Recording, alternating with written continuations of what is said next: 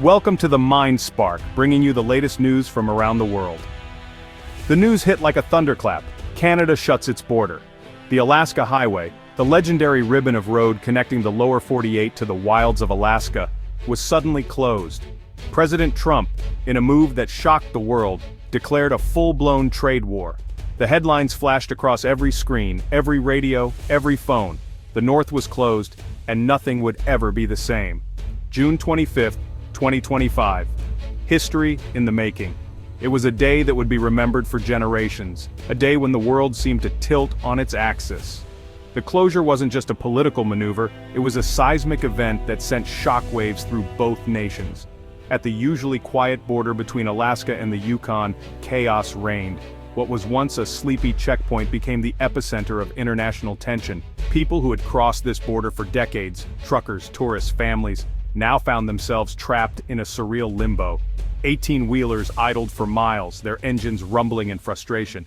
RVs packed with families on summer adventures were halted by stern Mounties and cold steel barricades. The line of vehicles stretched as far as the eye could see, a testament to the suddenness of the closure. Confusion and dread filled the air. Travelers exchanged worried glances, their plans upended in an instant. Some clung to hope, others to anger, but all shared the same gnawing uncertainty about what would come next. This wasn't a delay, it was a declaration. The border wasn't just closed for repairs or routine checks. It was sealed as a statement, a line drawn in the sand between two nations that had long prided themselves on friendship and open borders. The Alaska Highway, the only land link to Alaska, was suddenly severed. For the first time in living memory, the Great Northern Artery was cut, leaving thousands stranded and entire communities isolated. For those stranded, the politics didn't matter.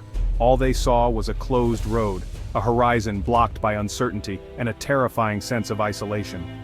The vast wilderness that once promised freedom now felt like a cage. Horns blared, drivers gathered in angry knots, disbelief echoing in the northern air. Arguments broke out, tempers flared, and the sense of helplessness grew with every passing hour. The Canadian government's move was bold, a calculated strike in a spiraling trade war. Officials stood firm, insisting the closure was necessary, even as the world watched in shock and confusion. As the sun set over the stranded convoy, reality sank in. This was no temporary hiccup. The golden light faded, replaced by the cold uncertainty of night, and the realization that the border might not reopen for days, weeks, or even longer. The closure was a message, loud and clear, with consequences that would ripple far beyond Alaska. Supply chains were disrupted, families separated, and the sense of security that once defined the border was shattered. The world watched as two allies stood on the brink, all because of a single, vital stretch of road. The fate of the North, and perhaps the future of international relations, hung in the balance as the world waited to see what would happen next. This crisis didn't appear overnight. It was the result of months, if not years, of simmering tensions, backroom negotiations, and mounting frustrations on both sides of the border. The conflict was months in the making, with each passing day adding another layer of complexity and resentment. It all began when the United States imposed steep tariffs on Canadian lumber and aluminum, claiming that Canada was engaging in unfair trade practices and undercutting American industries. In response, Canada didn't back down. Instead, it retaliated with its own set of tariffs, carefully targeting American products that would hit U.S. businesses and workers where it hurt most. What started as a technical trade dispute quickly escalated into a matter of national pride. Both countries dug in their heels, and the tit-for-tat measures became a public spectacle, fueling protests and dominating headlines. The situation reached a boiling point when the U.S. threatened to slap new tariffs on Canada's vital auto sector, a move that would threaten thousands of Canadian jobs and billions in trade. Ottawa saw red, and the stakes were raised yet again. Behind closed doors, Canadian leaders weighed their options. They knew they had to respond decisively, and soon they identified a unique point of leverage, one that could not be ignored. The Alaska Highway, stretching through Canada and serving as the only land route connecting Alaska to the rest of the United States, became their trump card.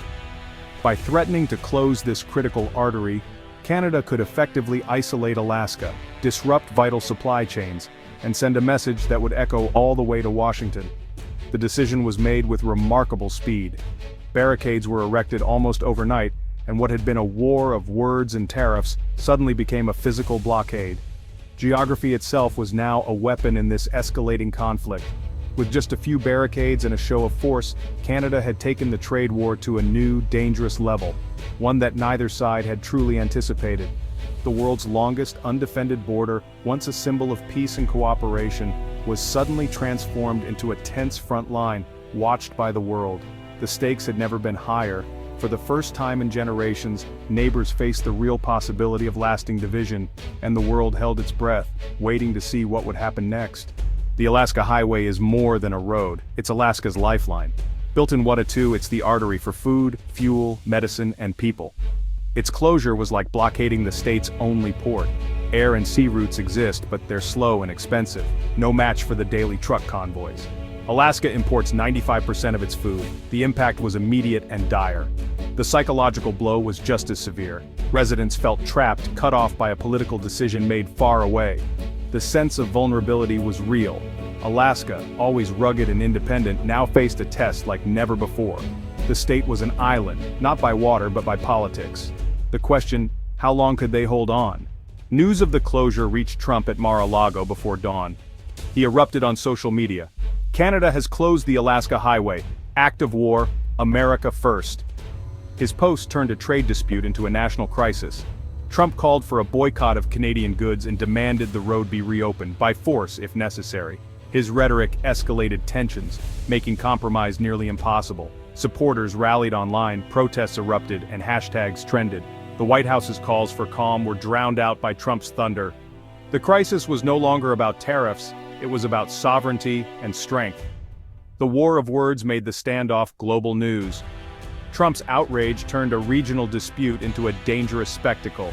Within days, Alaska felt the pain. Grocery shelves emptied, fresh produce vanished, milk and bread became luxuries. Prices soared, a gallon of milk doubled overnight.